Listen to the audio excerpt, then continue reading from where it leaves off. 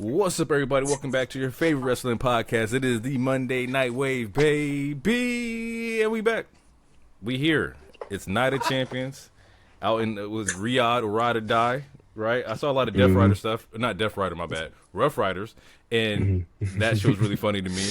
But yeah, let's talk. We got to talk about Night of Champions. We're gonna do some Forbidden Door predictions because that's tomorrow.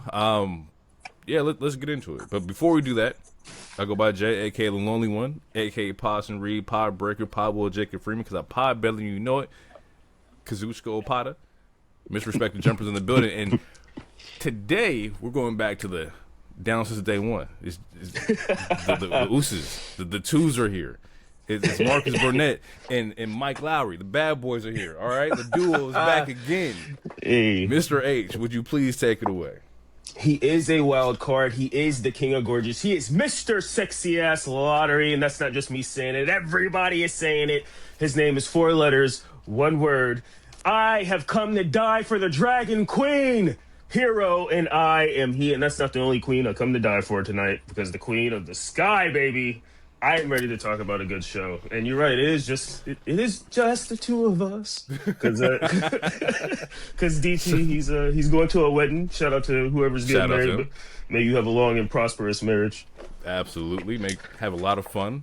Dry bar, open bar, weed bar, do the whole thing. Go crazy. Yeah. It's funny, before we get into like wrestling, I haven't watched House of Dragon since season 1, right? I stopped because they were doing like a whole 2-year hiatus before the next season came out. And I was like, okay, by the time this shit comes out, I'm not going to be that interested. However, that episode that dropped last Sunday had the internet on fire. I don't know what the fuck happened, but I saw a lot of people like, what the fuck? And a whole bunch of black niggas with dreads were on my timeline. Yeah, baby. Yeah, we here. I don't know what any of this shit means, but a lot of black people with dreads was on my timeline. And I was like, okay, bet. Yeah, no, season two is good, but the first couple episodes, it's a little slow because I always say Matt Smith, the dude who was Doctor Who or whatever, his name is Damon. He was stuck in a castle. It was like a castle of horrors, and it was getting boring. It was like, bro, get out of this place. And then it picks up at the end of season 2, and then the season 3 debuted or premiered last week, and it was hyped. It was just hyped. It was they started us off in battle, and then someone dies, of course, because it's Game of Thrones. But yeah, that's why I was hyped, because it was they started us off right instead of this slow.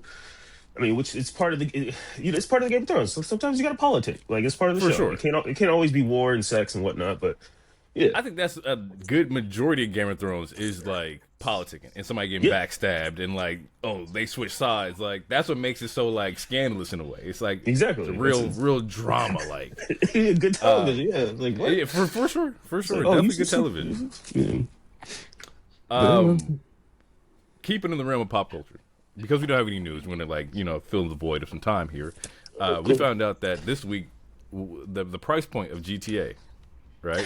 Grand Theft Auto, that was announced that it is going to be $80 for the physical, nothing in the box but a code, right? And then the Ultimate Edition, which is $100, all digital, but also has locked content behind the $100 price point, right? Mm-hmm. So, ultimately, I'm still going to get the game. I don't know which version I'm going to buy, but I'll end up getting the game. How do we feel with, nothing in the box? You're just paying $80 for nothing. Well, look, because we talked about it a little bit in the chat, and I don't want to be one of the people that are part of the problem. Although I am going to buy the game, so I am technically part of the problem still. But I do think we need to combat what a lot of these companies are doing as far as not the fact that they're not even making a physical copy is kind of alarming. The fact that there's at any whim, whether it's Netflix, Paramount, any place, they can just delete something, and then there's no you can't find it anywhere. There's so many TV shows or movies that you can't find anywhere. And that's the problem without having physical media. And I'm very pro having physical media, because I don't like the fact that everything is going to be on subscription. If the AI data centers get their way, we'll be paying for water on a weekly basis, because that's what we have to subscribe to it. Shit like that. Like I don't want to. I don't know if you guys seen the Lower X, but I don't want to have to pay for air. I don't want to have a premium plus on air. Like so. It is a problem, and are they the first to do it? No, technically Nintendo kind of opened that door, but Rockstar being Rockstar, we can't just be like, well, it's Rockstar, it's GTA. I mean, what are we going to do? Like, we have to we have to at least let our voices be heard, because if Rockstar is going to do it, everybody's going to do it. Right. Like, this is something we would expect EA and Ubisoft to do. But Rockstar, again, it's GTA. Like, they can do it, but it doesn't mean it's right, and we should still let our voices be heard. Because originally I was going to get the $80 base game, but you telling me I can't go to a car shop anymore? So I gotta pay the extra $20 if I want to get this cool tattoo or get a customs car? Like, no, that's effed up, bro. It's weird because it kind of hits you with the FOMO, right? Like, oh, you could get the 80, but you'll miss out on this. We don't even know if these shops will be good. We don't know how, what's going to be in them. We don't know if there going to be multiple other variations of these kind of shops. But just announcing that, like, hey, it's not going to be the full game, it's like, bro, what the fuck? Give me the full shit from the jump, right? Right. If you want to add shit later on and make me decide, cool. But, like, don't break it up where, like, oh, certain shops are locked behind the $100 version. That's fucking crazy. Yeah, no, because that's what I thought season passes were for. But to be like, yeah, you can't get certain missions, you can't go to certain stores without paying for the Ultimate Edition. That's, I don't know, man. That's nasty work to me. That's nasty work. That's absolutely nasty. No, it is like, you can't get Future Radio because you ain't got the $20. You call me like, so I can't listen to Future and I'm broke now. Everybody else can listen to Future, bro. It's funny because I was thinking about that the other day, just as far as like the level of like classism in gaming now, right? Like, imagine you go to you at school, right? Like, oh yeah, I got the Roblox or whatever, but man, you don't got the red skin in Roblox. You broke, and now you just in a whole different pocket of like conversation when it comes to like social activity with like peers and kids and shit like that. Like, it's the new version of what we used to deal with, like when if you were the kid that went to Payless, like you're getting roasted. Like, it's kind of the new, like everything is going digital now, and it's kind of like that new version where it's like, we make fun of if you're not part of the iPhone group, we make fun of Android users. Like, it's all like, it's everything. Everyone has to be a step above somebody. Exactly. Like, otherwise you're gonna get made fun of. And yeah, so it's like, yeah, if you ain't got the Future Radio, yeah, I'm calling you broke, bro. What you mean? We got the full game over here. Yeah, what you mean? You got a PlayStation that don't do this? Only digital? Like, what? But to go to further your point, it's getting crazy. You saw the Steam box thing. It's funny that you mention that, because that's what's on my screen right now. $1,000 for a console with no controller? Wild. What? $1,000 no controller?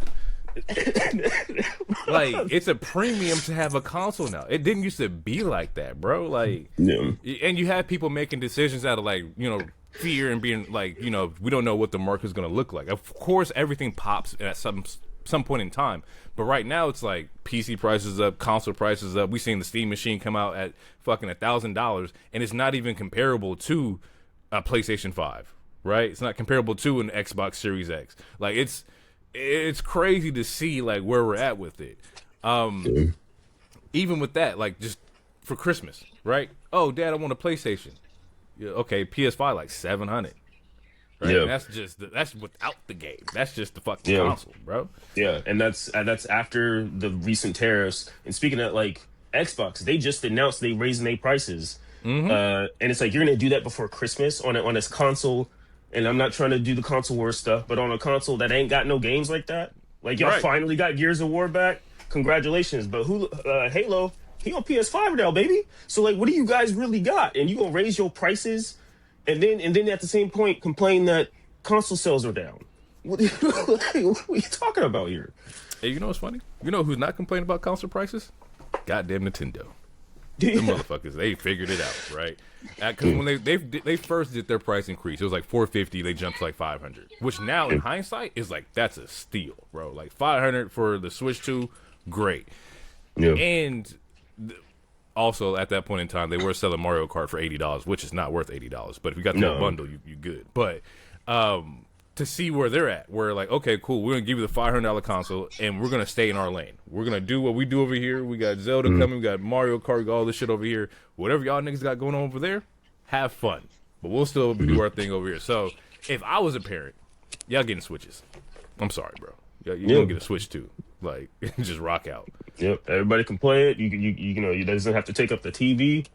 The hardware is better on the Switch too. Like, you can't even say the same argument on this. Like, because with Switch 1, like, I remember playing one of the Mortal Kombats on Switch 1 against a coworker. I was getting my ass ate.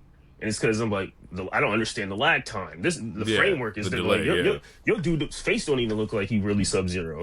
like on the Switch 2, you could play Resident Evil Requiem, and I'm looking at the graphics, and I'm like, these graphics ain't that much different. Yeah, so it's like, so that's not even like, yeah. So like you said, if I'm a parent, like, y'all getting some Switch 2s, y'all gonna like it. Otherwise, you gonna get another Switch.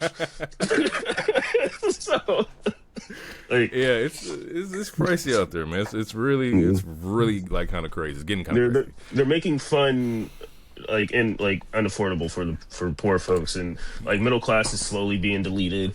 Like, it's like it's gonna cost $20 to have fun anywhere at some point. It's like, damn, like, how do you have fun? Well, you need at least $20.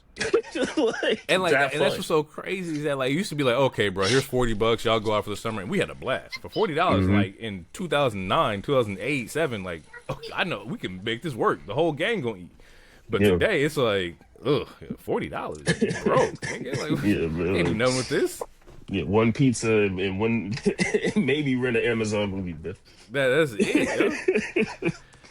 But yeah, to wrap it all up here, I do believe that we're getting pretty far away from like physical media, which really sucks. So definitely, if you out there, you got your favorite shows or whatever, grab them, bro. Like, we're trending in a direction where that's not going to be the case anymore, and I really don't like that. Yeah, and we can't rely on places like Tubi and other like free stuff to always save us, because like, when HBO deleted all their Cartoon Network stuff, I couldn't watch Dexter Laboratory for like 2 years. And I mean, thank God Tubi got all the licensing, but some places aren't going to be able to afford to have that license.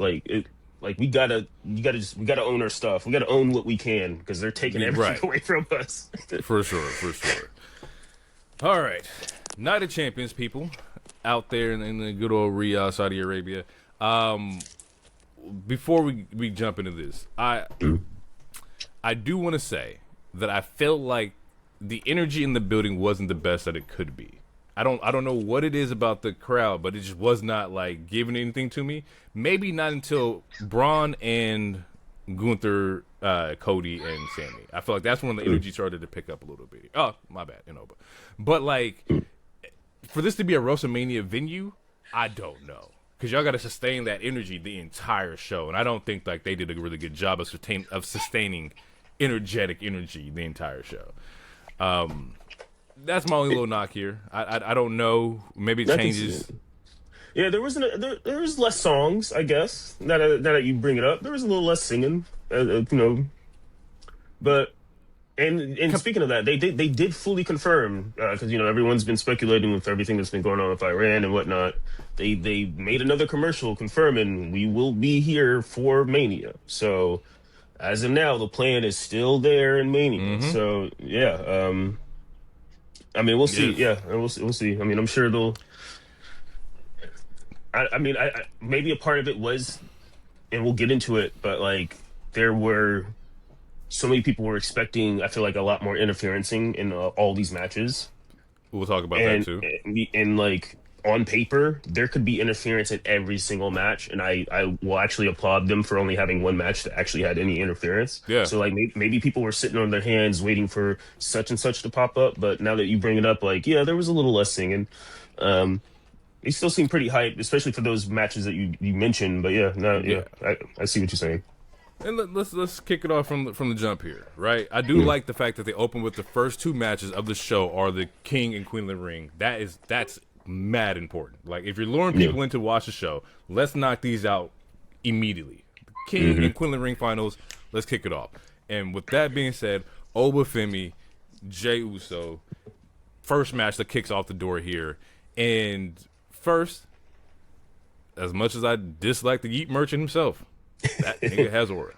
That motherfucker he got it. He still got it. He coming out there, and they were going ape shit for Jey. They're going so ape shit for Jey. I was like, this nigga might just get this bitch. Like, it's a possibility. And then you hit Oba, and they just go nuts for Oba as well. And it's like you're gonna hit a ceiling pretty soon, right? And you got to break through that glass when you're able to do that, because if not, it's gonna be really like a missed opportunity. But Oba he's out of here, bro. We've already talked about it. He's gone. The match was great. I do have a slight nitpick of like, if this motherfucker Oba was able to like run through Brock, why is he taking so long with Jay? I mean, it's hey man, you talking about Mr. Warning Shout Pow, bro? You talking about the Yeet Man, baby? You talking about the right hand man, Jay Uso? I was like he fucked Brock up. Going to Oba or going to Jay should have been like, okay, bro, I see what you're doing, but we're gonna pack you the fuck up out of here. I mean, that's my only knock with this. As much promo as Jay was doing every week from, every time he won a match, like they had to give him a cool 8 minutes. they had to give him a cool 8 minutes, bro. It's like, and he was smart because he rolled out the ring a couple times. Yeah. The Hope spot, like, which was just like a 1 count. I was like, was that even necessary? But but actually, you had to make it necessary, because as much as like people were fear mongering Jay winning, all this other stuff, what did it do? It generated buzz. People were upset every single week. They like, and it's like you can question why it could have been Javon versus Oba. Would that have been fire? Absolutely. Sure. But I feel like Paul and whoever, like, there's a reason why they chose Jay, because like just looking at, you could just look at 2 different Twitter accounts, pick one blindly, and then like you can just see the engagement that they use off of Jay's name. It was honestly a logical decision. It was like, all right, we'll have Jay, even though we know he's not gonna win, or at least they knew. You're gonna get that buzz just off his name alone, especially off his promo game. Like he's getting another phrase over. And honestly, the warning shot bow thing, to me, is ridiculous. I hate it. It is, but I hate it so much to where it's working on me also. So it's like it's working. There's a reason why he's in these positions. You can talk about work rate all you want, but for sure.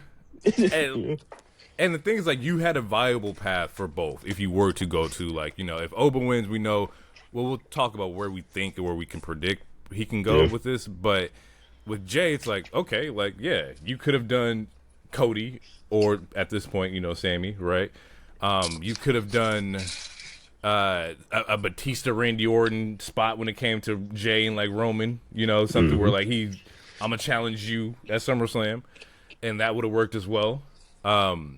But I once again, the more logical pick would have been Oba, just because we're still stuck in like this bloodline vortex. There's a lot of bloodline shit happening right now.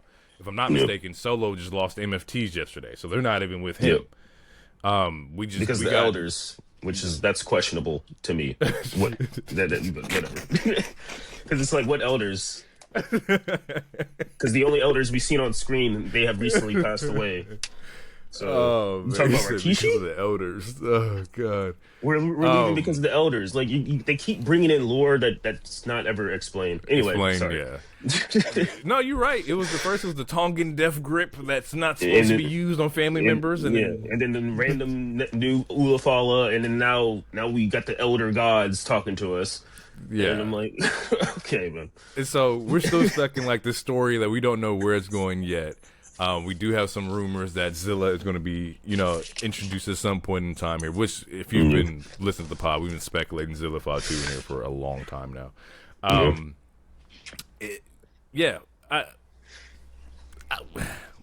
don't know. I don't know what they're doing with the bloodline stuff. I'm just here. I'm just on the boat. I'm just rocking right now. Yeah, no, we have to let it play out. I'm not.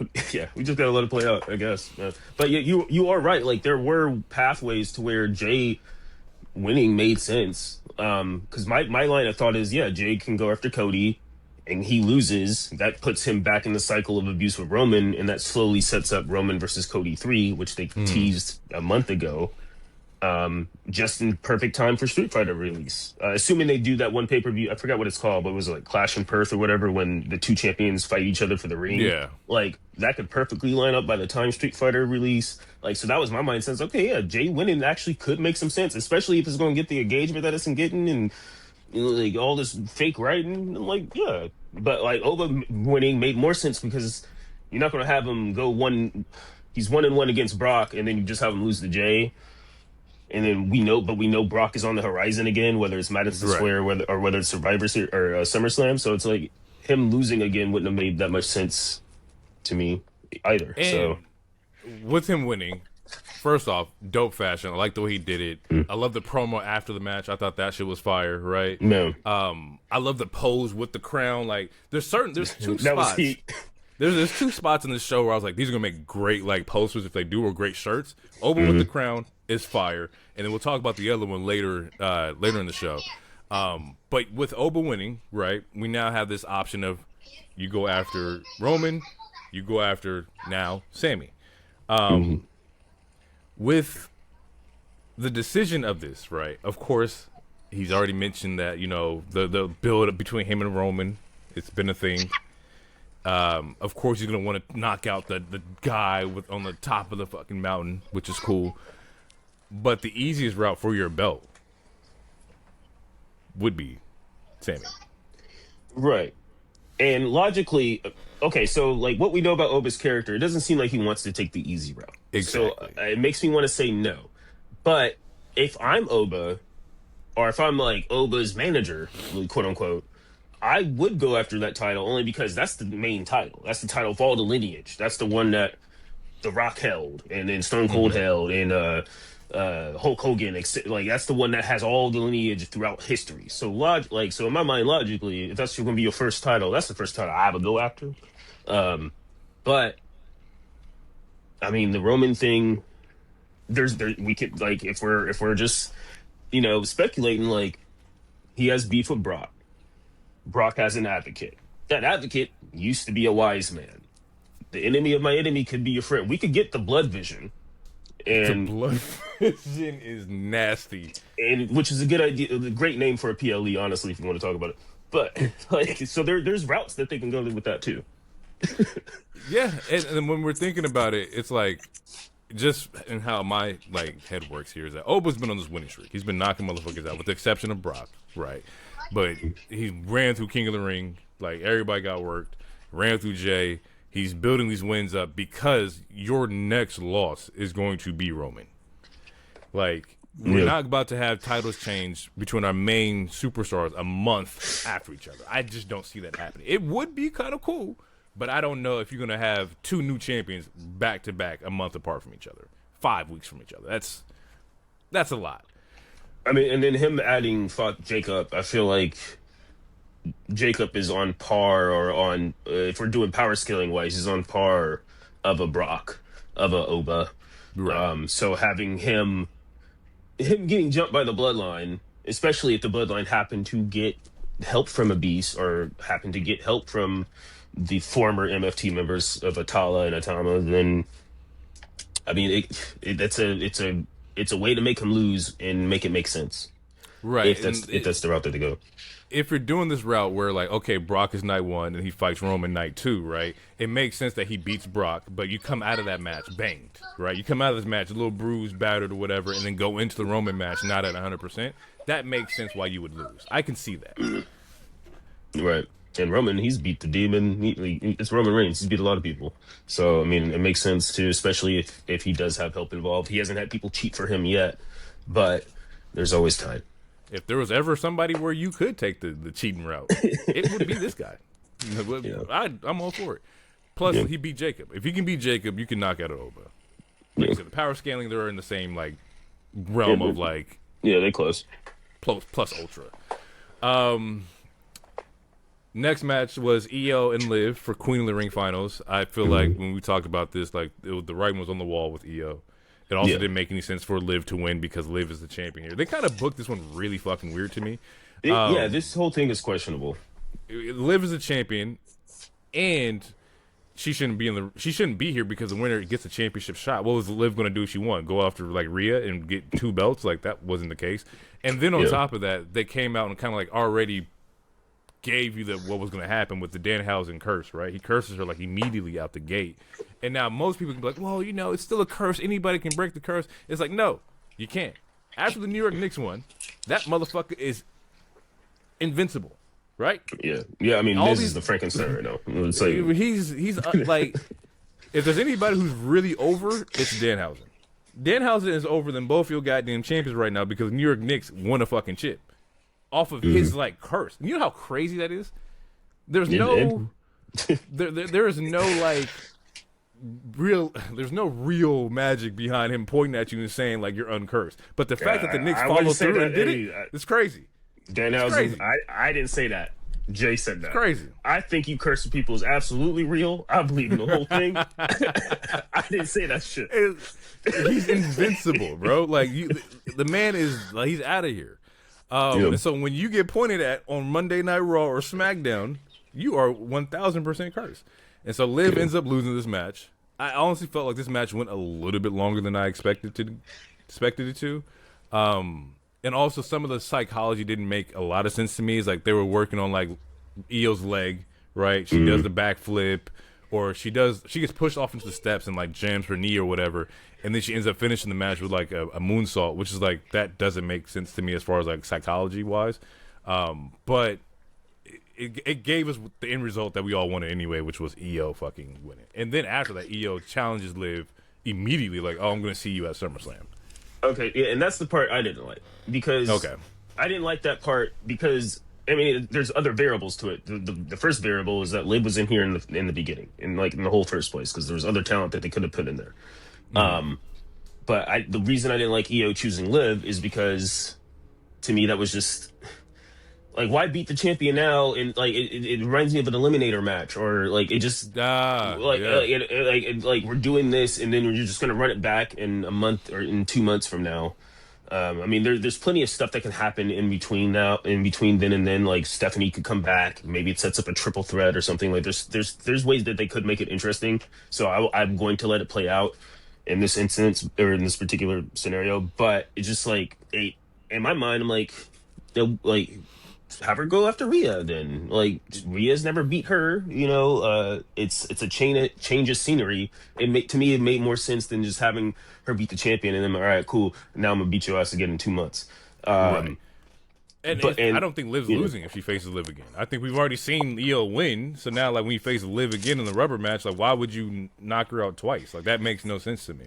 That's what's having me think like maybe they're gonna set up like Stephanie back here coming back and or something to make this interesting or more interesting, because we already seen this, like we just saw this match and I didn't even know this until commentary said it, but yeah, this was Io's first time ever beating Liv, because Liv was 2-0 against her at first.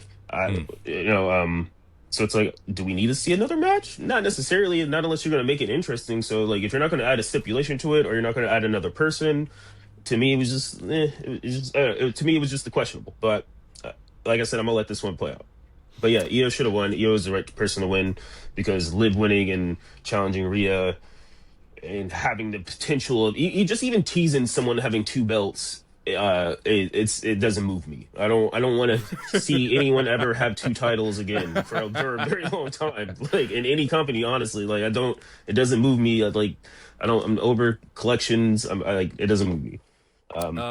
Speaking of this, yes, I was about to say that. According, like we haven't talked about it in the chat, but there's been a lot of rumors saying that she is injured. What the injury is, I have not figured that out.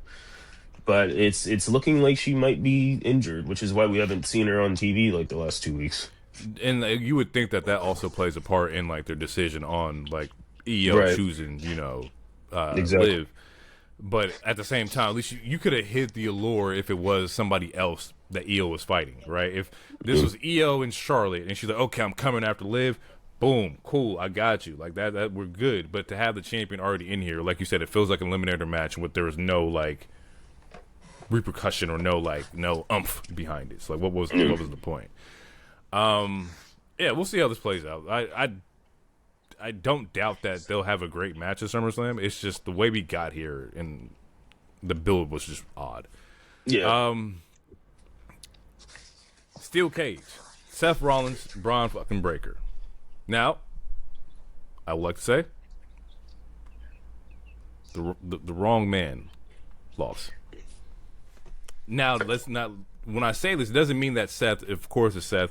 he can always get the win. But I don't think that this win particularly did anything for him, right? I do understand that you had to end the Vision story. We had to put this shit to rest. Everybody's injured. We can't keep carrying this. Closing this chapter allows Seth to go and do other things, which is fine. But I do think that Braun should have got the win here. I think we needed to like elevate him. Yeah, no, I agree with that. I'm not mad at Seth winning. I love when Seth wins, but I would have, if we would have did a prediction thing, I would have chose Braun to win this match. To me, it made sense for Braun to win. The only thing I can think of is that they didn't want, like, this is Seth's first PLE win since he's returned. He lost at Mania and he lost at Backlash. That's the only reason I can think of Triple H or whoever being like, all right, we're gonna have you win and squash this, because the Vision, they also just recently lost the tag team titles on Monday. So this match was supposed to be the nail in the coffin. I'm like, all right, Vision, we're putting you in the back burner. I think that was the logic behind it. But yeah, no, I would have chose Braun to win this just because of, you got to elevate the young guy, et cetera, et cetera.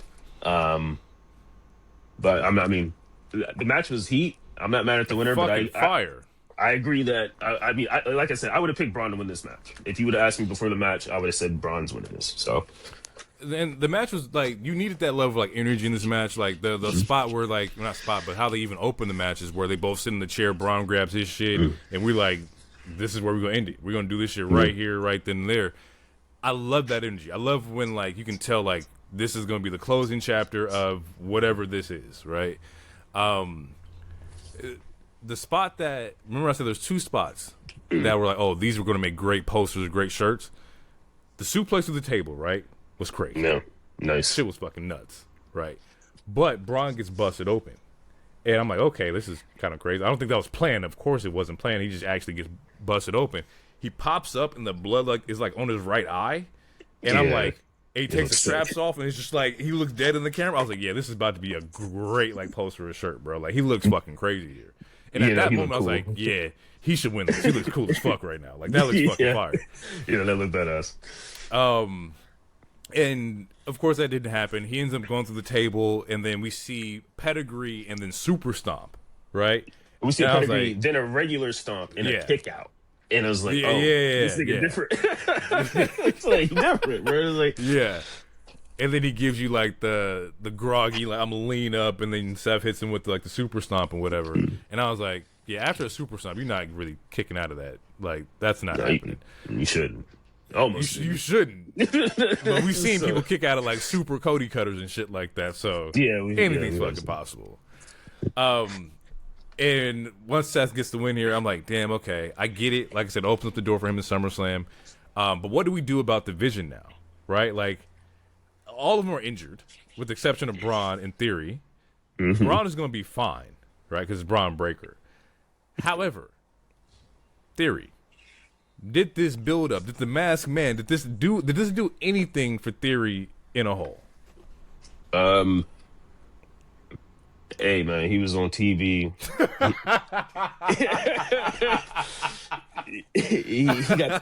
he won a title. You know what I'm saying? We're gonna have to let that one play out, bro. I don't know. But he had a title and he's been on TV. So shit, man, that's funny. It ain't caring. Oh god. But to seriously, I think we're gonna have to let this one play out. Like, I hate having to use that card for everything, but as far as answering your question right now, the answer would be no. When the Masked Man thing was revealed, it was received underwhelming. Everything has been kind of underwhelming, and a lot of it's been due to obvious injuries from literally every single person except for Heyman in theory. So as far as like his stock in the company, like, I don't think that he's going to be released anytime soon or anything. But as far as like, it was a stock raised? No, I would say that he is still plateaued where he's at. As long as he's next to Heyman, there's still hope for him. And yeah, I don't know. We'll just have to see. But I want to say this real quick, because this might be my own time to say it. there's two people. I think Braun needs to break away from the Vision sometime, at least early 2027. And if he doesn't, it's fine. But there are two people who need to become babyface within this next rest of the year. One of them is Solo Sikoa, and the other one is Braun Breaker. And Solo, it seems like they're already kind of doing it. Unless they decide to pull the rug under us, it seems like they're already going that way. But Braun Breaker, he's been a heel his entire run, pretty much, on the main roster. People love him. They want to cheer him. His moveset is cool as hell. It would be, I feel like he would get a lot more cheers if he wasn't beating up our favorite people and he was still doing the same cool shit. I think him and Solo, they need to become babyface sometime before the end of the year or the beginning of next year. At least those are two people I would like to see change and see something different from them. Did Braun beat Punk or did Punk beat Braun? Punk beat Braun for the title. So, and my thing is that we got to give Braun some major wins. He needs one of those, right? Yeah. Like, and I think you get those with him being a babyface. I think babyface would be way more. Babyface Braun would get the cheers that he's looking for, right? But we need to make sure that like that happens sometime soon. I think when it comes, or going back to Theory, I would hope that we're able to see whatever is between him and Maxine, right? Like, if you're going to do another version of, and this is like a no knock, but like, you know, Liv and Dom, where it's like the heel duo going around like fucking people over, cool. Honestly, they need that rub or that run more than Dom and Liv do. I don't think Dom and Liv need to be together. We've already kind of like peaked at what that is. But I think if you pass that trade on to Maxine and fucking and Theory, you might be able to get something here. It makes Theory more of the greasy heel by himself, and then gives Maxine like a whole different bag to her character as well. Maybe it's a mastermind behind whatever Theory's doing, like just something of that sense. Would be kind of nice to see. Yeah, outside of that, man, like, it sucks that the Vision's whole plan got kind of derailed, you know, by injuries, because we didn't get to see like this story like truly be fleshed out. I'm pretty sure they had way better options to how they wanted to end had everybody been here, but you know, with the injuries, you kind of have to like, let's kill this shit now because we have nothing going forward. Yeah, no, like we were supposed to get Breaker versus Roman. I'm pretty sure Breaker was supposed to have the title at least by Mania, if not for like Seth getting injured and having to put the title on Punk and all this other stuff. Like, there's a lot of stuff that was rumored, and there was a lot of different streets that they could have taken, and you know, unfortunately, it was due to injury, and you have to pivot. But he's fine. He's still young as hell, and also I think a part of it, and this is unfortunate, like Oba and Trick are here now, and Javon, like, and a lot of fans, like, I mean, I don't want to say they're new toys, but a lot of like these people, like the fans, love these new characters. And we've been dealing with Braun for a while. And like I said, he's been a heel the whole time. And it hasn't been that interesting. So I think it's time to shake something up with his character. And I think babyface, him fighting against the Gunther, him fighting against, you know, I mean, his face-off with Oba was nice. But, like, I don't know. I think we just need something fresh for him. Maybe even maybe even go to SmackDown or something. You know what's funny about that? Because it reminds me of a conversation that we have about, like, Fletcher. Where like you are at the bottom tier of like the high, like top tier roster players, like main superstars. Like, you're too good to be down here in the mid card, right? You're too good to be IC champ. We've seen you do that USA champ. Like, we don't need Braun to be there. But you're also not good enough to where I can see you like, okay, you're about to knock off Cody, Gunther, Roman. Like, that's just also not a huge possibility at this point in time. So it's a weird, like, what do we do with you? Right, like, yeah, you're the mixed kid of the group. You're too black for the whites, and not black enough for the blacks. So what are we gonna do here? Like, he loves looking Puerto Rican, so that's also true. But I mean, as of right now, it seems like they'll probably run it back with the Street Profits for another couple weeks or something, and then I know, but he needs a new fresh coat of paint for sure. Yeah, for sure. Speaking of like mid card. United States Championship, Trick Willie, Ricky Saints. The first thing I said, like, when I seen Trick, like, I was like, yeah, first off, he's still a star, always going to be the star. But just how natural Yachty fits next to Trick. Like, it's such a good fucking fit. And I've said it every time I see them come out, but like it just works. It works because they get each other's like manager to like superstar. We're both in the same style, right? It's like we're both gonna come out fresh, like in the all ice white with the polo, and like both of them look like money, right? When it comes to like as an on screen like pair. Most of the time we have your managers just like, okay, Roman's here, Paul Heyman's here, but I guess Paul Heyman made the Tribal Chief bigger, right? In this aspect, they work together. Trick and Yachty, it just looks like fucking like money all the way through. It looks like the big brother that has a little brother tagging around him, and it's like, damn, I got to bring my fucking little brother to work. But little brother really got it like that too. Yeah, he's good at the job, and he cares, and he's passionate. So like, it works. like Yachty traveling to Saudi Arabia. Yeah, little boat went to Saudi Arabia, bro. Like, what are you talking? He's in like, Saudi. Like next to Trick, like from what I see from Yachty, like there's no like ego behind it. There's no like he's like I'm just here. Like, I'm rocking. I'm a full-time superstar, right? And I think it's the greatest acquisition of like a celebrity I've seen in WWE. Like, but Bad Bunny was great, but for some reason I like this a lot more than Bad Bunny. It works. I mean, yeah, no, it works. I love it. You can tell that he's actually passionate, and like you said, it doesn't seem like there's any ego. It seems like he wants to be there. He wants to learn. I mean, he's making the rounds. Like again, like he's going from Saudi to like a small town in Ohio. Like he's not just going to the big cities. Like the LAs and New Yorks. Like he's going, like he's like he's actually a character in the universe. And he's there, and it's refreshing, and it's dope. And I mean, like I said, like as soon as it first happened, I was like, I'm enjoying this, and then now that it's staying, I'm still enjoying it. So like, I'm happy with it. Whenever they do the Mattel 2-pack of Trick and Yachty, it's getting copped. Hey, that's an instant cop. If I'm Yachty and I get an action figure, you can't tell me anything, bro. Like, I'll start bumping broccoli again. Like, I don't want to hear nothing. Y'all can't tell me nothing. You can't tell me nothing. Now, getting back to this match, it's Trick and Ricky. Yep. Ricky gives me nothing. I hated this match because Ricky gives me nothing. Ricky's Bob Barker in blackface. I just do not like any of this. Damn, that's crazy. That's crazy. Bob Barker, bro. I don't like Ricky, bro.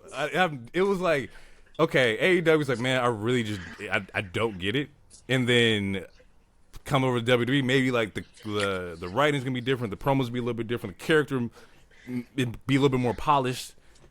No, it just doesn't do anything for me. Like, I don't know what it is. And Ricky is probably a great fucking guy, and this has nothing to do with him personally. It's just like his character on screen and in-ring ability just does not do anything for me. I feel it. No, I feel it. You're not the only person I've heard say that recently. I feel like, I don't want to call it sauceless, because he has sauce. Pause. But as far as what he's been doing on the main roster compared to like his NXT stuff, it feels like when he was in NXT, it felt like a medium fish in the big pond, and now it feels kind of like a small fish in a big pond. As far as like his character, like his character's like he's going next to Trick, like, and that's a hard task. It's a hard task, bro. Like, especially when you're just now getting him on the main roster, like. I feel like maybe if he went over to Raw, probably would have been a little better. And then he got to do that shit against LA Knight. It's even harder. Yeah, he does it against a Rusev or a JD McDonough. And then you got to fucking meet Penta, and it's gonna be hard as shit to do that. Like, no matter where you put Ricky, like what part of Ricky's like aura is gonna outmatch the person that's across from him? Like, it would have to be like the Rusevs, it has to be like the Otises and whatnot, because when you bring him up a notch, it's not hitting Penta, right? We're not hitting LA Knight. We're not hitting Trick. Like, we're not hitting Javon. That boy Bouncy, he out of here. Like, even Ethan Page is doing a really good job. Like, where do you sit in this room? Yeah, I think he just needs still time to find that. Are they? And well, the creative also has to help push him in that particular direction. But I think he has a chance to find that because he does have a big personality. He is, I'm not going to call him like the huge work rate, but I don't think his moveset is bad or any. I don't think he's bad in the ring. No, But in comparison to like again, like everyone he's been standing next to, it's yeah, it feel I can understand the argument that it feels like it does nothing. I can understand that. Logan Paul does his character better than him. That's what I'm saying. Is that like Logan Paul is like without the head tilt is Ricky Saints, right? Like he's gonna talk shit about you. He's gonna talk shit about the fans and like the crowd that he's in or where he's at. He's gonna dog the baby face, but Logan Paul does it better, and he's not even a great talker. So it's like, where do you fit in this ecosphere? Like that's the only my only knock with Ricky is that like it just doesn't gravitate. At least not how it should be. Overall, the match was great. In-ring work was great. The Eddie Guerrero spot I did like, where he gets Yachty kicked out. Like, that was cool and innovative. Even, like, the aftermath where he wants to be, like, he loses the match and he goes to attack Trick. I like those moments, too.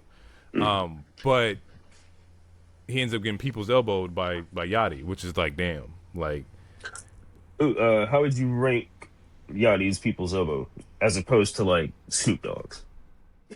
Oh, it's way better than Snoop Dogg. It's definitely better than Snoop for sure. Cool.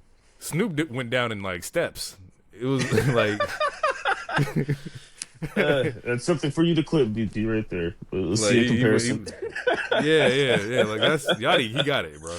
It was just funny to do a people's elbow. I was like, with the state of like Rock and WWE, it was like, oh damn, like I get it. If there's a move that you always wanted to do on TV, you're gonna choose the people's elbow. More than likely, if you're a black person who was watching wrestling all your life and you had one chance to do a move, it's the people's elbow. It might be. It's the only one verbatim that I think as a culture everybody knows how to do. Yeah. Like, yeah. I high key, I didn't know if he was going to try to attempt the sliding on the heels part. Yeah, no, I was waiting I wanted the leg shake, bro. To me, a good people's elbow, like before you drop the elbow, you shake that leg, like you do that Michael Jackson leg kick, and then you drop. Fair. That's true. But I forgot about the leg kick. You're right. To me, you need that leg kick, like you got some ants in your fucking legs or something, like you try to kick off that tissue off your shoe in the bathroom. Yeah. That's funny. What's the next step for Trick? Like, who are we looking at from here? What would be your dream Trick match for SummerSlam? For SummerSlam, man, I don't know. Honestly, and speaking of Trick, shout out to Trick Lash and him and Lash. They got married. Congratulations. Over the week. Honestly, I was coming in this match thinking that he was going to lose because of it, and I was like, okay, maybe honeymoon time. I don't know, but what Osprey said, yeah, we could go to Hawaii whenever we want. Yeah, I honestly thought he was going to lose, but no, what is his plan for? Honestly, bruh, bring the Red Dragon, baby. Like it's Dragon season. It should be Ilya. Can you build Ilya in 5 weeks?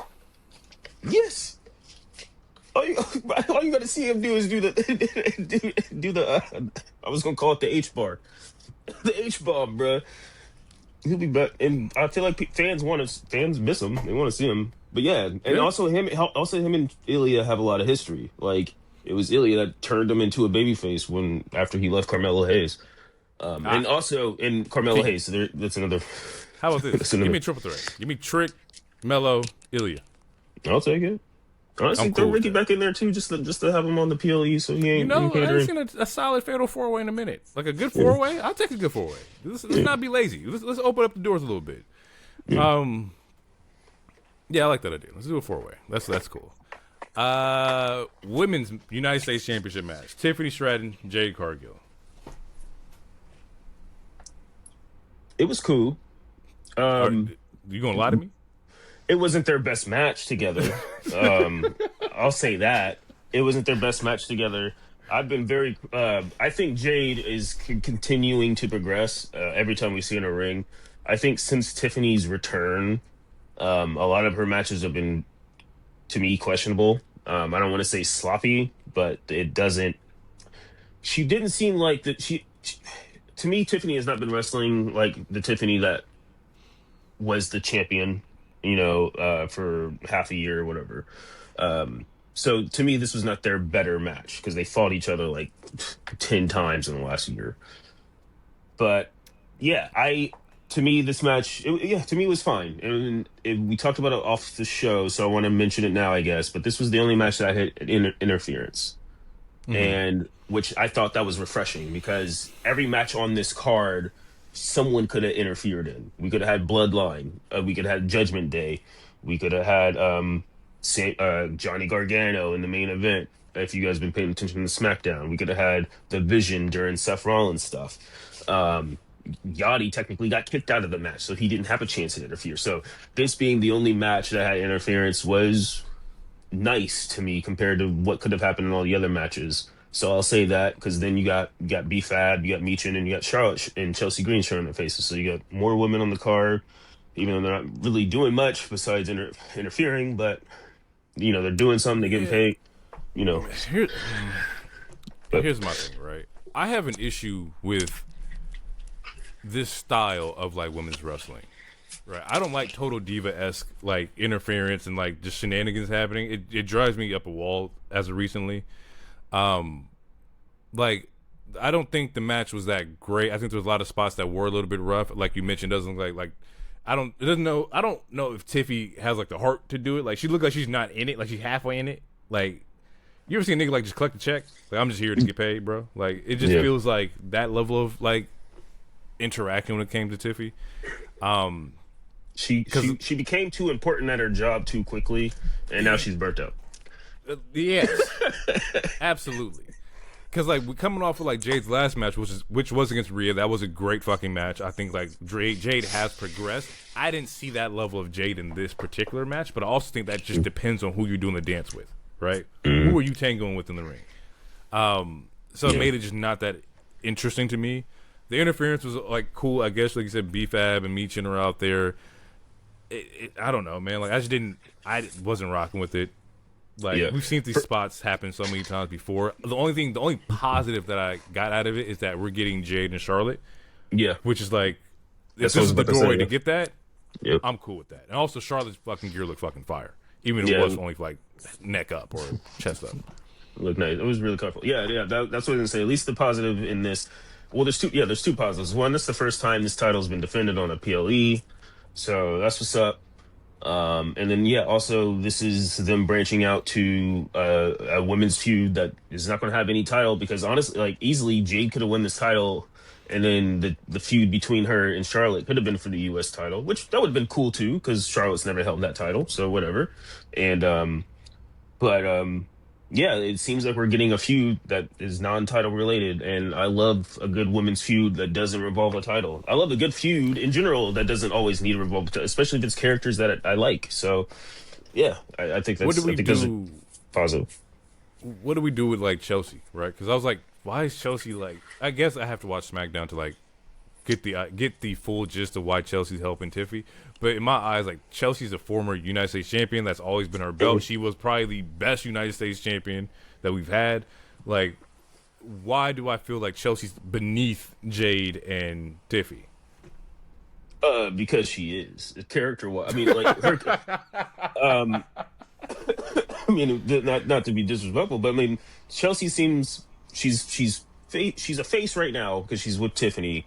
And she's slowly winning Tiffany over, and I think it's for the inevitable heel turn at some point, or not. Maybe they do become a nice tag team. They can go Valley Girl-esque if they want to.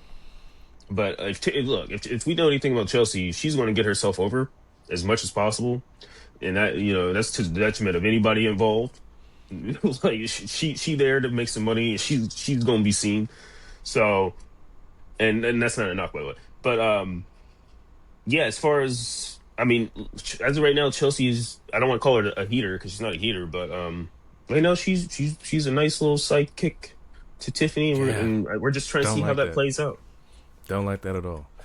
I mean, she lost her agents. You know, two her agents got released, and her other agent just had neck surgery. So she, she ain't got no secret herpes.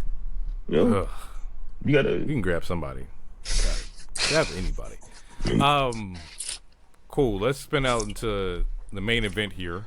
Undisputed Men's Championship. Sami Zayn, Cody Rhodes, Gunther. If we've been listening, we've already mentioned how this turns out.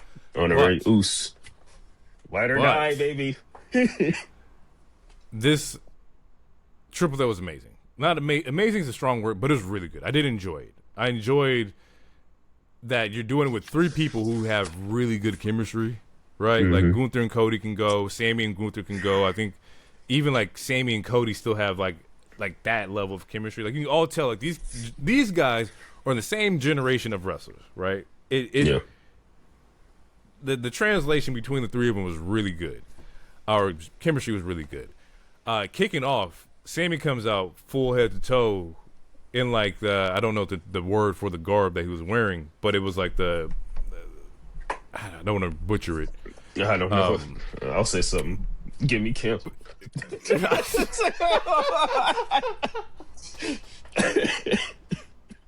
Let's just say Sami came out in traditional like Saudi Arabian garb that they wear over there, and like they went nuts, right? And I was like, damn, that looks kind of crazy. Because in my head, I'm thinking like we just ran into like the whole like United Nations gimmick all over again, right? Because now he comes out in this garb, Gunther's the Austrian, and then we have this whole American Nightmare gimmick at the end. I'm like, that's awful. Like we've seen this before. This is a Hogan rewrite, you know? So I'm already in my head predicting this is how this is going to end. I can already see it. And then we get the match, and like there's a couple moments where they each pull the ref out as somebody's about to get the win or get the 3 count, which I like that continuity. That was cool. Sami gets put to the table by Cody off of like a backdrop, which was fire. That was tough. Gunther then sees that one table breaks, grabs Cody, goes for the power bomb, bow right off the table, no give. I was like, oh. That looked like it hurt. Being Gunther's like, oh, you're not going to break. I'll do this shit again. Boom. Right there. Breaks through the table. Except this time, the technician who was under trying to loosen the fucking table gets hit too. And I'm like, oh, fuck. The table was supposed to give the first time, and then somebody didn't do their goddamn job. So he has to go back and do it again. No problem with that. It still looks dope getting powerbombed twice. But it's just weird seeing like this random ass Adidas just like caught in the camera angle here of who the fuck is this guy over here. I did notice that. So I was like, yeah, who is this person? Who is this person? Why are you so close? Get out the camera shot. But overall, the level of intensity in this match, it seemed like everybody wanted to win this match. I thought Cody had it when he went for like the double, the 2-man Cody like crossroads. That was a nice spot. I was like, damn, this is how you're gonna get him, right? The double Cody Cutter was also a nice spot. Fire. I had to give, you know. Shit, what else was there? I like how in this match they each had their own 1v1s. Yep. Right? Like there's moments where Cody's out and Sami and Gunther, and then vice versa, or you swap through the three of them. But it was just a really good match. I did enjoy this match a lot. They didn't, even though we talked about the outside table spot, they didn't leave the ring too much. Like there's only like 2 or 3 times where they're doing stuff outside the ring. It's a triple threat that it's not paying attention to the no DQ. Like none of them grabbed weapons. It was very much like this was a graps. This was a match about graps. Like, and if there's anything that Gunther's going to give you for sure, and Cody too. Sami, which is why I feel like this, like you said, this chemistry works. Is like you're going to get some graps, and you're going to get the storytelling with those graps. Man, tremendous match, and I was so excited about who won. Like, it was just great. We thought, like, look, we've had the conversations before. Like, it was like his time has passed. We didn't know where he was going to get it, how he was going to get it. But Sami is the WWE champion. Sami is WWE champion. And it happened in Saudi, which is something I've been saying was going to happen. It didn't happen when I said it was going to happen, but it still happened. You know what I'm saying? It did happen. And and like, yeah, they said it was his 10th try. And I'm like, okay, what does that Yeah, mean? they were leading into it. I'm like, okay, all right. But this was, we talked about this off air, but like, this was the show. I'm like, when we graded, I mean, get a very middle of the road grade. It was a good show. All the choices for the winners were mostly right. I would say they were all right for the most part. And they were all safe. And this was the one match to where it didn't feel like they chose the safe option. It seemed like they chose an option to like, we are going to start cooking some stuff for the summer. Like, it seemed like, I'm about to cough. You don't think that like they give him a Darby run? He gets 4 weeks with the belt, right? Like, you think there's a strong shot that he makes it through SummerSlam as champion? It depends on what they're doing with Oba. I think, which that was Seth's question, 'cause during the post show, like, like, what's up? What are you doing? I was like, well, I would love to go to Roman, but I need to figure out what Oba's doing first. I think, I mean, he could have a short run, and if he does, there's no fault to that. Like they mentioned during the match, he only had the United States title for 22 days before he lost to Trick at Mania.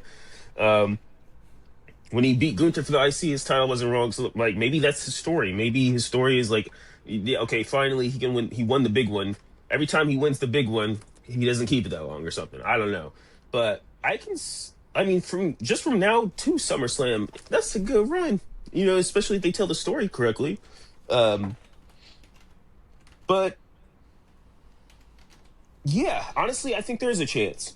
I think Sammy's the perfect champion to be cashed in on. So I think he can keep it at least until like October. So, Unless they want to do what I was talking about earlier, to where if you want to set up Roman versus Cody in like the easiest way possible with no titles on the line, Cody will get it back and they can have that match like in time for Street Fighter or whatever. But I think Cody's the perfect babyface champion to be cashed in on by a devious heel. I think we're gonna get to my point of like, because Money in the Bank's a little later this year. Yeah, it's in October, I think. Cody wins Money in the Bank. Like, I think I've mentioned that before. Like, he's gonna need to do something different, and we don't want the belt to go back on him immediately.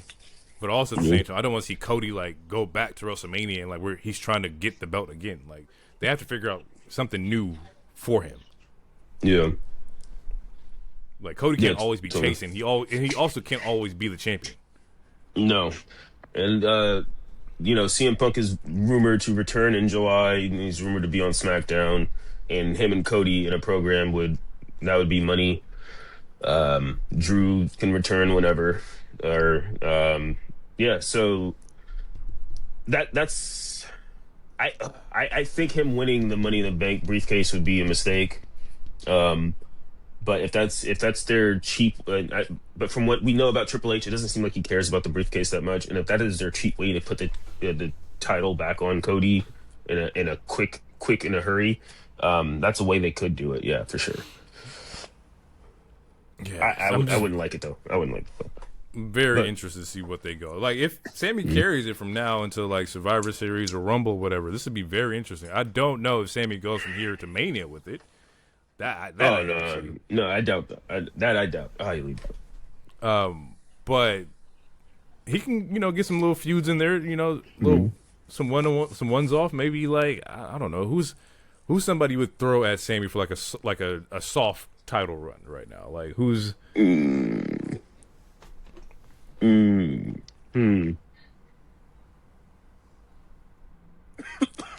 Shinsuke. Can throw in Tama or something. And I mean, it depends. Like, do you want him to fight niggas who never won a match, or is he doing the Darby route where he really is just choosing random small dudes? Because he could fight Gargano. All he'd been doing is laying down. That could be an easy win right there. Fuck. But honestly, I think Gargano is going to be on Sammy's side. I think Gargano is going to help. That's my prediction. I think Gargano is going to. Because he's been talking to Sammy a lot, or Sammy's been talking to him a lot, excuse me. And I think Sammy winning this title, that might be the thing that finally makes Gargano stand up and walk around. If they come out the gate where it's Sammy and Punk, right? Like, do we? I guess you could run it back because I think Punk beat Sammy for like Elimination Chamber like qualifier at one point in time. So like, Sammy needs to get his ones back on Punk. Like with that, with a Punk push, help Sammy into like that different like stratosphere. Oh yeah, absolutely. And Sammy, since he's still, I mean, to me, he's still teetering between a heel and a face. I mean, in my opinion, he is the real last good guy. I can't wait to get my shirt. Just want to wear my honorary Uso shirt right now. But yeah, him like he can cheat to win against Punk. Like he can do something slimy to get out. Like yeah, that would be a good first start feud. Because you know you're gonna get good ass promos, and you're gonna get a good match. So that could easily be the July program. Sammy can't. I won't say. I don't think a lot of people can go bar for bar with Punk, but Sammy will be able to hold his own for sure. Right, and he won't be telling any lies either. And so they both people would have to be stopped when they start telling lies. Fair. Okay, let's rate it out of 5. What do you got? I'll give it a 3.8, a 4. It was a solid show. I think the ending was surprising to people. I think the beginning, if like depending on who you were hate watching the very first match, just hoping that bald fraud wasn't going to choose Jey Uso. So I feel like that was surprising to people that Jey didn't win. You got a nice solid steel cage match. So whatever's right in the middle, 3.5, 3.8, whatever's just, it was a solid show. Early start time, so everyone gets the rest of their Saturday. It was a good show. Yeah, I'm right there with you. I'm like 3.54. I did enjoy the show. I think the card was booked out really well. I think it was great matches all throughout the card. Now, whether they performed up to their, level is a different story, but on writing, like, those are some great matches. Yeah, so I'm right there at 3.54. And last thing, we got a 6 match card. Yeah, we never get that. We always get 5. Look at that, right? It was definitely 6 match card, and nobody overstayed their welcome, with the exception of Liv and Io. But other than that, we're all good. That could have been like 5 minutes shorter. Before we get out of here, we do have to do our Forbidden Door predictions. Let's do it. Forbidden Door is tomorrow, and so let's just run through this real quick. Absolutely. So, Cope and Cage versus the Dogs. I'm going to go Cope and Cage. They just won it. You need a small win here before you face Matt and Nick at All In, so I'm going Cope and Cage. I think Cope and Cage makes the most sense, especially if the end game for Wembley is Bucks and them, or maybe it's a triple threat, Bucks, them, and FTR, who knows, whatever. But it seems like that's the end game, so Cope and Cage for sure. We have a trio or 3-way tag. Bucks, Sky Team, which is Mystico and Masco Dorado, who's also the Ring of Honor tag team champions right now. So I see what Tony did there. Get them some AEW belts on them. And then Shingo and Titan, which are Unbound Co., which are New Japan tag team. Personally, probably going to go Bucks here. I think the match would be great. I think you have really good synergy as far as like different styles of the match. It's going to be a spot fest. So I think just be ready for that. I'm gonna go Mystico in this one. I think Tony Khan really loves Mystico. He is beloved in CMLL. Like when it comes to Mexico, is Mystico and El Grande. Like those are probably the two biggest heroes in Mexico right now. Do you understand what they would do if they did that? Oh, like a real Forbidden Door? Like bro, if you were able to do Mystico versus like fucking El Grande, do you know what the fuck would happen? Like I would fly down. I would have to fly down. I'm just the gringo that wants to see the violence. That shit would be insane. Both entrances popping off. Like that would be great to see. Yeah. And Mystico has that song that's the crowd sings and stuff. I'm gonna go Mystico just because someone forbidden has to win a match in Forbidden Door at some point. Right. So shit. Yeah. And it doesn't hurt the Bandito. Bucks. Is this for title? Continental? Oh, Moxley. Yeah. Mox. Yeah. I think you're gonna see a lot of like freak athlete shit from Bandito, which is what you normally see. But it's Mox. I'm saying Mox. And then he's gonna slow it down with some damn forearms. Yeah.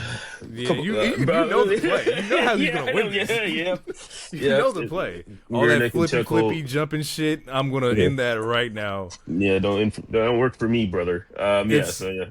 Mox is. It reminds me like Gunther, like when Gunther fights like a high flyer. It's like we're not doing all that shit. Like you gonna crossbody me into a chop. Like sit your ass down. Sit down. Next match is Shota Umino versus Pac, which is the IWGP Heavyweight Championship match. This is the one where I think Shota wins. This is the one where you get your Forbidden Door win. I think the match will be great, but I don't think Pac is going to take a New Japan title on AEW TV. No, it's not impossible, but if I'm not mistaken, Shota just won it too. So I would hope that he wins his second or first defense or whatever defense this is. I'm gonna choose Shota for sure. And not all the Death Riders can be happy at the same time. We know this as well. Tekla, Starlight Kid. This one I'm really interested in. I've been watching like highlights of Starlight Kid for a couple years now. Didn't know how to watch, but I'm very interested in seeing like what she's able to do. I don't know anything, but I do like the fucking mask. The mask is really cool. But I think once again, Tekla's on the run. You gotta go Tekla. I'm gonna go Starlight, and the reason I'm going Starlight is because if I'm Stardom or whoever, and I'm doing business with you because this is Forbidden Door, we're doing business. Some of my stars gonna beat yours, some of your stars gonna beat mine. Kayfabe wise, Tekla, she assaulted the owner. We fired her. She keep talking reckless about my company. She gotta be humble. She spit on my logo. She spit on my logo. Like she do it all like. And which is fire as a Tekla fan. I turn that shit up. Turn that shit up. But for Stardom's sake, like if I'm like I'm gonna need this win just to save face for my company. You know what I'm saying? So I think they're gonna give Starlight the win, but I wouldn't be surprised if Tekla wins. Fair.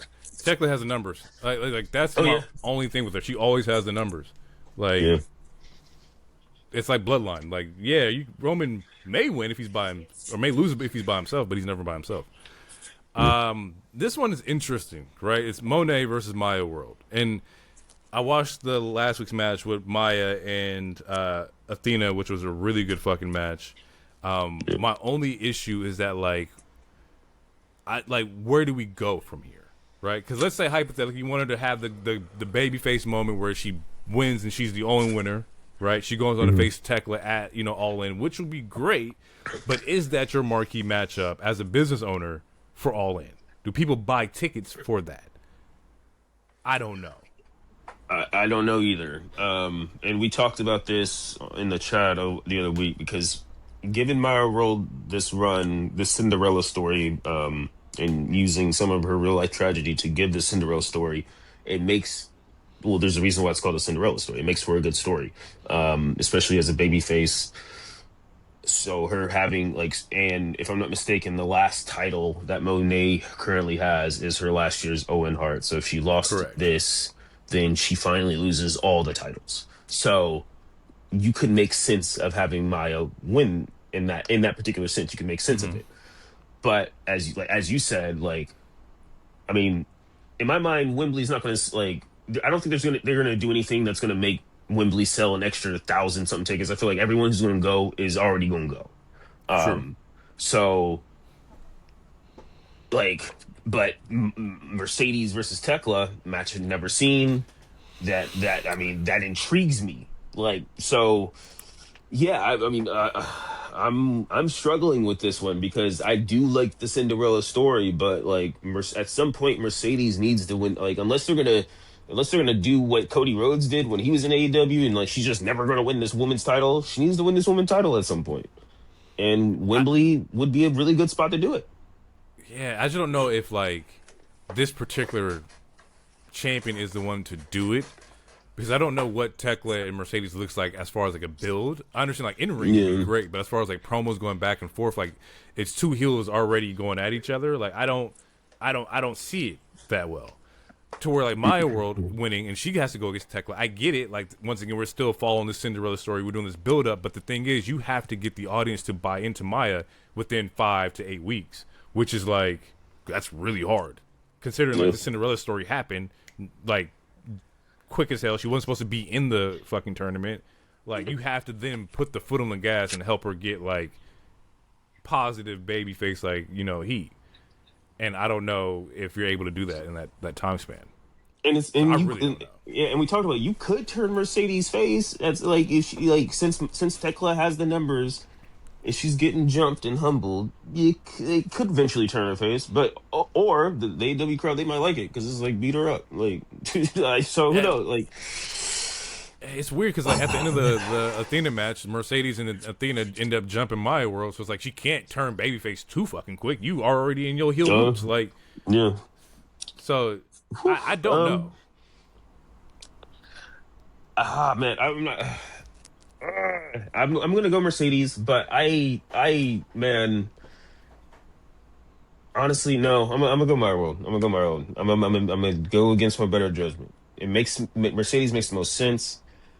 But just like how if someone's hot, you got to strike when the iron's hot. This Cinderella, like you have a Cinderella story, and you can't do to Maya World what you did to Briscoe. I mean, granted, Briscoe will have another title match, and he's in a title match and all that stuff. But give the girl a big win. She can still lose to Tekla, but like her winning a tournament after the tragedy, like that's still a really good story. That's a huge story. So I think, I think you choose Maya for this, and Mercedes she'll get it after Wembley. After looking at the card, both of the last year's finalists are still in the show, right? Ospreay's in it, Mercedes in it. They both can't go forward, so I'm gonna choose Maya World on this end, and I think Maya should get it because if Ospreay beats Swerve, we have the same finalists. If Mercedes wins too, so I don't want to see that either. Yeah, and I think logically, her losing the title, like she'll finally lose all the titles, and then whatever character that they were trying to do a couple months ago, as she was slowly losing them, you can ramp that back up. Right. Kenny and Zack Sabre Jr. It's gonna be one of those long, fucking grapple technical fucking matches. But Kenny needs a win. Like we got to figure out what we want to do with Kenny. Kenny's in a really odd like position. He reminds me of like. I don't know, just like you're just off to the side. And you shouldn't be off to the side. Yeah, but he's too important to be off to the side too much, but he's still off to the side. But you can't put him in the world title picture right now. It's outside commitments. That nigga's like it's either like Kenny's here or he's in Street Fighter. Yeah. I need Kenny to win this. Zack Sabre does not move me. The dude is translucent. He wrestles like an R. Kelly lyric, trying to, wrap your body like a snake. I'm good, bruh. And just because he put on 10 pounds of muscle finally, I ain't moved, bruh. I need Kenny, the one-wing angel this dude back to wherever he's from. Someone say he looks like a Bond villain. Bro, he does. He would be bro. Amazing video game, by the way. Just beat it the other week. He would be perfect in that game. He'd be perfect. Just stay out the hospital, darling. I'm like, which is crazy. That was crazy. And drop Mike? You gonna drop Mike like that? That's crazy. Nah. I need Kenny to win this one, bro. Yeah, I'm going Kenny too. Ospreay Swerve. I mean, you know what? Logically, it should be Ospreay, but sometimes you got to break that loop. So I'm gonna choose Swerve. Like I said, they ain't gonna sell no more. They already sold all the tickets they gonna sell. Go ahead, just do it. Swerve sounds. I don't know if you want to do that. I don't know if you want to do that. I see what you're saying, but I don't know if you want to do that.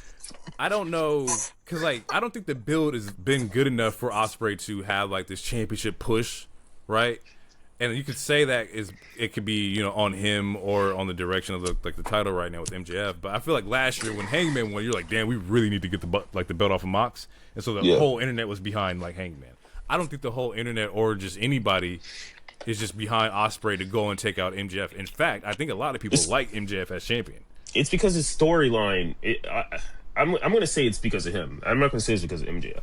I think the people aren't as high on it is because one, we expect him to have this at least have the match at Wembley. We expected this for months now, and Tony or TK or whoever's way of trying to make this unpredictable, kind of just to me it made it more confusing, and like because like he's teaming again, like he's teaming with the people that broke his neck. It doesn't a lot of it doesn't make any sense. Instead of going the linear route like a normal board game, like Sorry, he's doing the shoots and ladders version of it, and at the end of the day, we're still gonna get the same result. The result is supposed to be Ospreay winning this title in his home country or whatever, and you're going, I don't like he's doing weird way, like he's going, his story's just weird. Like him teaming with like their face-to-face promo was so weird, like to me. Like when Swerve and Ospreay were going at each other, it was like, well, you didn't help me out with this, and it was like, yeah, well, that's because I was injured, but you didn't help me out with this, and it's like, but you're teaming with the guys who did that. Like it's just, it doesn't, the Which feud is valid. it's just, yeah, it's just the feud does like.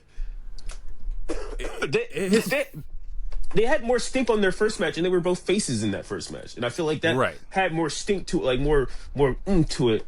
This one just feels like I feel like I'm a bad guy now, and you're kind of a bad guy now. I like the promo that they did because it was like bringing shit out to the forefront. Like, bro, you rocking with the niggas that we were really trying to protect you over. Like, what the fuck is happening here? But the thing is, with that particular feud or this particular promo, it was more heat on him and Swerve than it should be Ospreay and MJF. Like right now, MJF like is an afterthought to Ospreay. Normally, you would come out and say like, "Hey, I want to win this 0-1 so I can be the champion and take out MJF." Ospreay hasn't even like blinked at MJF. It's been so much of Ospreay. I need to prove that I'm able to get back there. I'm not the same guy. I need to prove myself. I need to prove myself. I need to prove myself. But I think that's the downfall of like Ospreay right now is that you're not even focused on the champion. All MJF talks about is not losing this goddamn belt. He doesn't want to lose his belt again.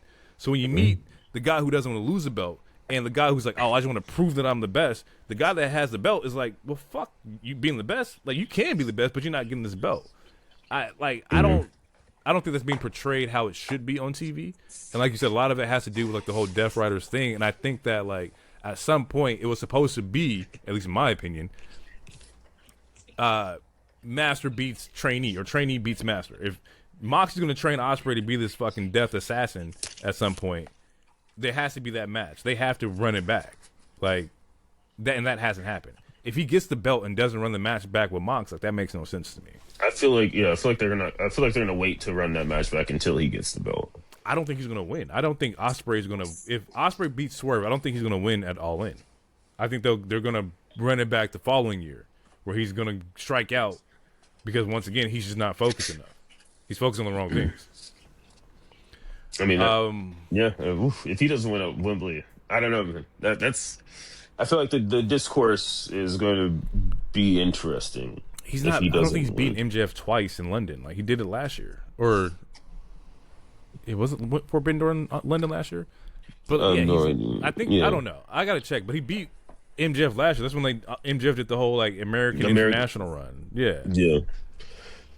Yeah, man. Yeah. I'm too Swerve just for good radio, but I fully believe Ospreay is winning this match because I'm pretty sure that the end, like you got like it's almost his version to finish the story. Like we can't wait to another year Wembley. I know it's a very awful version of it, but I'm saying we can't wait another year for Wembley. Like this is the third time or fourth time they've been in Wembley now. It's like we can't keep waiting for you to keep dancing around this belt. Like you should have been won this belt technically. Yeah, you do have a point, but like the way they're telling it, it's not as groundbreaking as Mox and Hangman. So no, because it's like you want to be the best. You want to prove that you can still be a killer, and you're being trained by the people who tried to kill you. It's just not that good of a story. Like I've been trying to think of different animes and video games and anything that's even similar to this, and I'm having a hard time. Like why as a fan, why would I support this? It's like, I've hated the Death Riders for 2 years, so why would I don't want to support that? It's like Naruto, right? It's like fucking Sasuke with the fucking what you call it. When he joins Orochimaru. Yeah, but Sasuke he ain't the protagonist. He's not. He's not. But he did. He's not the protagonist, but he did join to become stronger, and then he does become stronger, ends up fucking over like them, but also like Majin Vegeta. It's like you do it for the strength, but you don't need to do it. Yeah. Okay. All right. You gave me two good examples. It's not as good as those stories, but those are both. But I would say no, those are two good examples. I asked for them and you gave them to me. My only caveat: those are two side niggas. they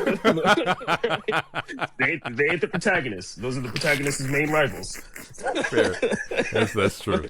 But that makes sense. Main event is a steel cage match. It's Team Briscoe versus Team MJF, and the only reason I feel like this match is happening is because MJF's not 100%. I feel like had he been 100%, you would get like a 1v1 match. So now we have like this team versus team match where it's Briscoe, Cassidy, Roderick, O'Reilly, Konosuke, and Darby versus MJF, Kevin Knight, Fletcher, Doyle, Okada, and Andrade.